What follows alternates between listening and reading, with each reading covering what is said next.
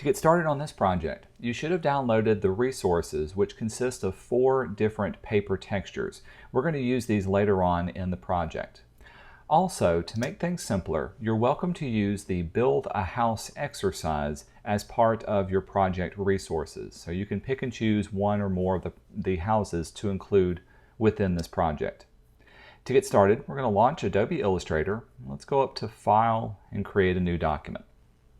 Now the size of the document needs to be 10 inches wide by 10 inches tall, and do make sure you're working in inches, but we only need 1 artboard. We don't need any bleed or slug, but make sure your color mode is set to RGB. From here we'll say create, and this will be the document that we work in. The next thing we need to do is to choose a specific color scheme for us to work in. Now if you open up your color swatches panel, remember these are the default color swatches that are automatically created when you make your new document in Illustrator. You can find more color swatches at the library at the bottom left hand side, and from here you can pick out some different kinds of color harmonies or color swatches based on different things. For instance, these are based on fruits and vegetables. What I want to do is I want to create a small set of colors that I'll only work in.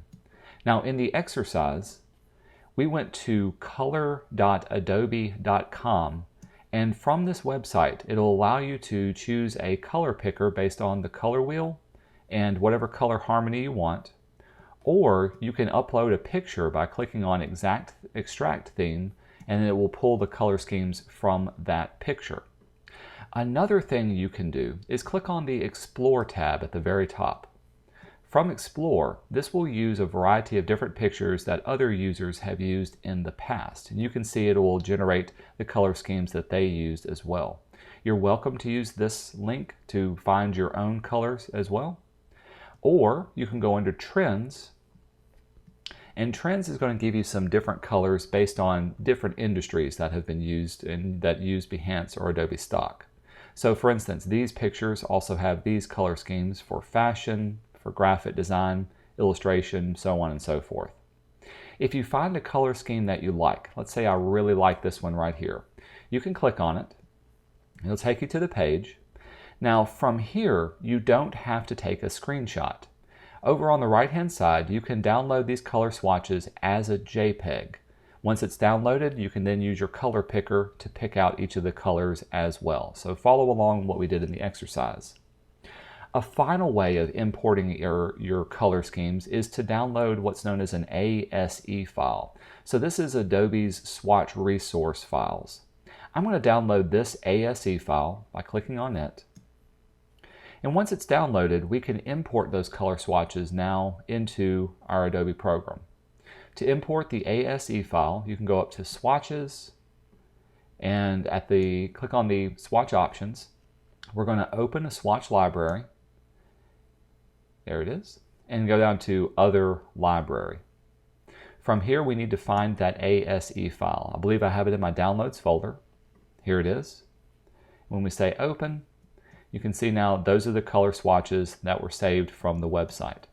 So any method that you prefer, as long as you limit your color palette to just a small set of colors instead of having an entire range of colors. The final thing I'll say about picking colors is you are welcome to use lighter and darker versions of these colors as long as you stay within that relative color group. I'm going to select all of these. You can see they're also added to my swatches panel up here. So now that I've got them added up there, let's jump in and start building out our project. The first thing we're going to do is to create a little window in its own individual layer. So I'm going to go down to my Layers panel. Let's rename Layer 1 by double-clicking on it and calling this our window layer. And inside of this layer, I'm just going to choose a single color. In this case, maybe I'll make it this teal blue. And I'm going to choose my rectangle tool. I want to create a rectangle that covers the entire area of my artboard. So clicking on the top right, all the way down to the bottom, but do make sure you get all the little parts to it. There it is right there. Next, I want to draw off a freehand area to almost cut into this rectangle or this square that we've created. To draw it off, I'm going to choose my pencil tool, And just so I can see it, I want to set this color to be something different. It doesn't have to stay red for now, but I just want to be able to differentiate that. Now when I say draw off an area, we don't want it to be too small or way too big, but we want it to be something that looks relatively nice. Also, it doesn't have to be a perfect circle. As a matter of fact, I want it to look kind of blobulous and ambiguous. And we'll do something like this.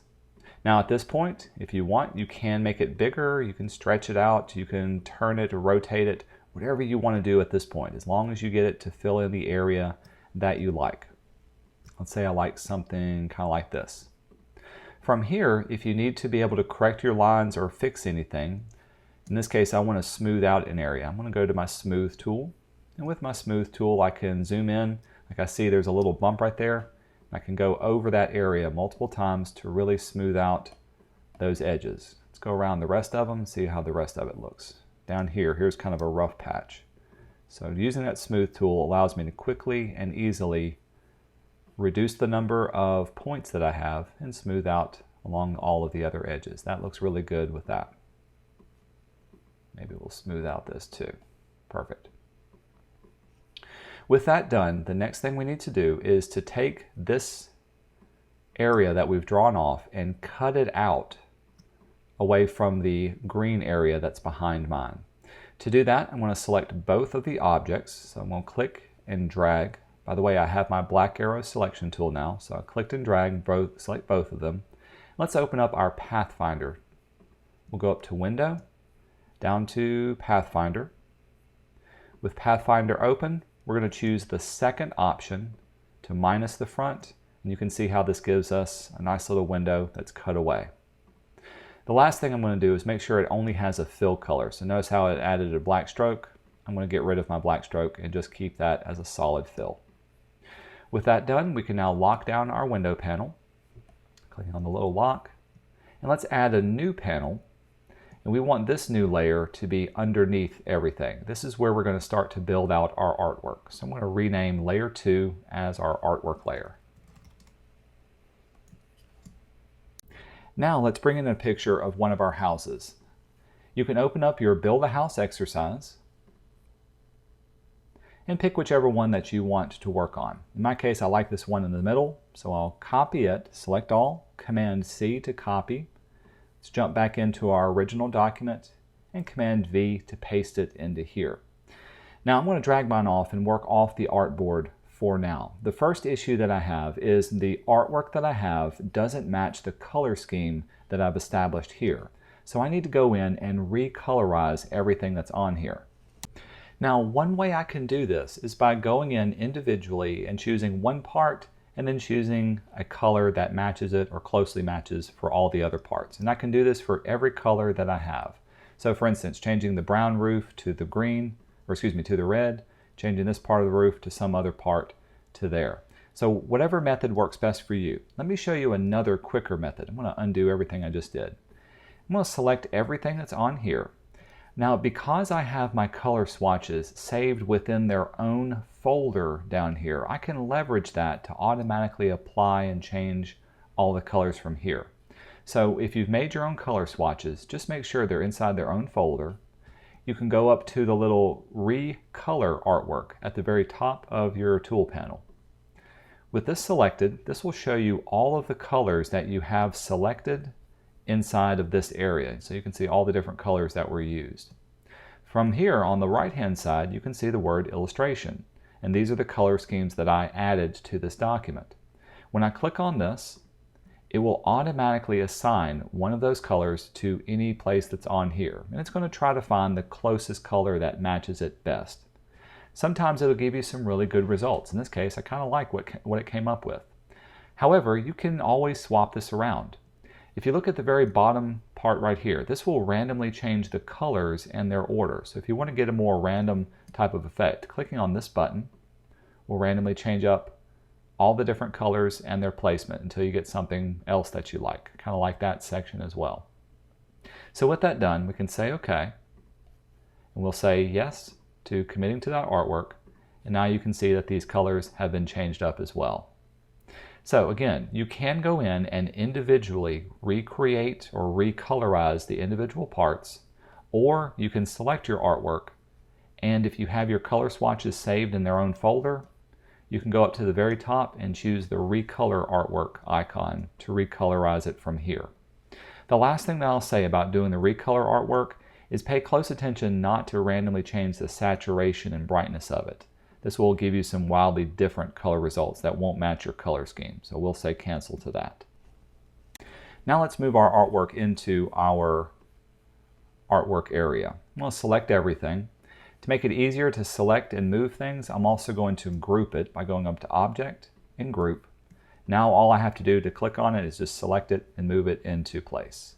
Let's drag this down, holding down Shift, and I scale it, and we'll place it nicely within this area. So we want this field to look like you're peering through a hole or peering through an area as we set up our own little landscape behind this. Next, let's create some elements that give an illusion of overlapping and depth to our final design. So to do this, I'm going to grab my pencil tool and I'm going to double click on it, just open up my pencil options. For now, I'm going to set my pencil to be a little bit smoother on its lines that it creates. Now for this also, I want to use Draw Behind mode. So at the very bottom of your toolbox, choose Draw Behind, and this will automatically place anything new behind whatever objects that are already there. I'm going to draw off a simple ground plane, and for now I've got my red loaded up as my primary color. So when I draw my ground plane, I want it to overlap my home and also make sure it overlaps the edges of your little hole area. So you can see where the vector edge follows along that one as well. From there, let's draw another one that overlaps both of these, but it's going to be off just a little bit slightly. So let's go up a little bit higher, almost like there's a hill behind it. Then overlap this one. Now, of course, I can't see the difference between this object and this one down here. So with this one selected, I'm going to take whatever I used for my ground color, in this case the red, and let's make it slightly lighter. So I double click on my fill color swatch. Let's choose a color that's slightly lighter than my original. So it gives it some contrast between those two. Now it looks like there's something there. Let's add another one on this side that's also slightly lighter. Again, grab your pencil tool. In this case, we're going to draw off and overlap and let it, oops, I'm going to try again. Let it overlap this area. With that done and still selected, double click on your fill color and set that fill color to be even lighter. So now we've got something that looks like this. The main thing is you're giving this illusion of depth based on the different planes that are overlapping one another. Now from here you can start to select your artwork, move it around and adjust it so that you can see whatever parts that you want. Have fun with this. There is no right or wrong placement of anything. You can have your house more or less fill up the area that you want until you get a composition that you like. Now let's move into the front yard and see if we can add some overlapping elements of some shrubs and trees in front of the house. To quickly and easily make these, let's go over to our toolbox. I'm going to choose my ellipse tool to make some rounded areas, and let's go back to Draw Normal mode at the very bottom of your screen. Now to colorize this in, I'm going to choose whatever ground plane that I have. In this case I've got red, and I'm going to choose a color by double clicking on my fill color that's slightly lighter than that one. So we'll work with this. To make a simple bush, I'm going to make a variety of different elongated ellipses. So there's one there. And again, you can hold down your space bar to move your shape around. And there really is no right or wrong way of doing this. It's whatever you feel is best. But notice now I've made a variety of different overlapping shapes. Next, I can hold down my Shift key and select all of my circles and make sure just the circles are selected. Let's go over to our Pathfinder and choose Merge or Unite. So this first one here will unite all of those together. Next, in order to make it look a little bit more like a bush, we want to trim off the bottom edge of this. In order to do that, I'm going to choose my Line Segment tool there at the very top. We'll click and drag and draw off a simple line that goes all the way across. And then choose your Selection tool, black arrow, and hold down Shift and select both the line and your little bush shape. From here, inside of your Pathfinder, choose the Divide tool. This will divide it up. Now when we do this, these are grouped together into two separate pieces. So in order to deselect it, go up to Object, and let's ungroup it. Now that it's ungrouped, I can deselect and click on this bottom portion and delete it away. Now I'm left with a nice little bush area. I can move this around and have it overlapping part of my house to give it a little bit more of illusion of depth. Let's make a few more bushes. Again, we'll choose our ellipse tool. We'll make some of them smaller and some of them closer. In general, as they get closer to you, let's make sure it's that color. As they get closer to you, the bushes should be getting slightly larger. So in this case, if I make ones closer to me, let's use some larger circles. Fill in that area. Maybe even something like this. That looks pretty good for that one. Again, choose your black arrow selection tool, hold down the Shift key, and click on all of the circles till you have all of them selected. I know it's kind of difficult to see the red on red for here. With all of them selected, in your Pathfinder, choose Unite. And to trim off the bottom, you can choose your Line Segment tool. We'll click and drag straight across to create a line. Then you can choose your black arrow selection tool and hold down Shift to select both the circle and the line segment. Finally, under Pathfinder, we can divide it up, and we need to ungroup this before we can select the bottom edge. So go up to Object, down to Ungroup. From here, you can deselect it, and then select that bottom portion and drag it away that way. Once you create a couple of these, if you need more, you can always go in and change these around. You can even duplicate these. So if I wanted a copy of this one, we'll do Command C and Command V, make a copy. We'll place another one maybe a little bit smaller off to this edge. Just remember, as it gets farther back, they should be getting relatively smaller. So if you have some in the foreground, let these be a little bit larger. If you have some in the background, let those be a little bit smaller. Maybe I'll make a copy of this one. We'll place one over here. Another thing you can do to give yourself a little bit more variety is to take it and go up to Object, Transform, and let's reflect it. Reflecting it will flop it along one edge or the other. So with Reflect, in this case I'm going to choose Vertical. We'll say OK. Now you can see I've got another copy of it, except it's just on the opposite side. Then from here I can change up the placement of it, have it overlapping and done in a different area. Let's maybe do one or two more. Place them around down there. You can do the same thing to add clouds in the sky as well. Now for my sky, I left it completely solid white. You're welcome to do that, or you can give it a slightly different color. In this case, I don't want to keep it the red that's there. Let's give it a lighter shade of blue. So I've made just a solid circle up here at the very top. I'm going to go to Object, and let's send it all the way to the back. Arrange, send to back. Now I've got just a simple object back there. I'm going to choose blue. It's my sky color. And I like that blue, but I don't want it to blend in with my house that I have. So I'm going to double click on the fill color. Let's make it slightly lighter, more of a very, very light blue. Let's go even lighter than that. I think that looks much better. Let's add some clouds into this top area too. We can do the same thing as we did with the other one. So I'll select my ellipse tool. I'm going to pick out a color that's slightly lighter than what I have, since it's closer to white, not 100%. And we'll click and drag and we'll create some fluffy little areas up here. Again, have all the circles overlapping one another. With those all overlapping, we can unite them. Choose your black arrow selection tool, and then click on all the circles and have them selected. With all of those selected, go to your Pathfinder and choose Unite, and that'll make all those together. Let's do another one.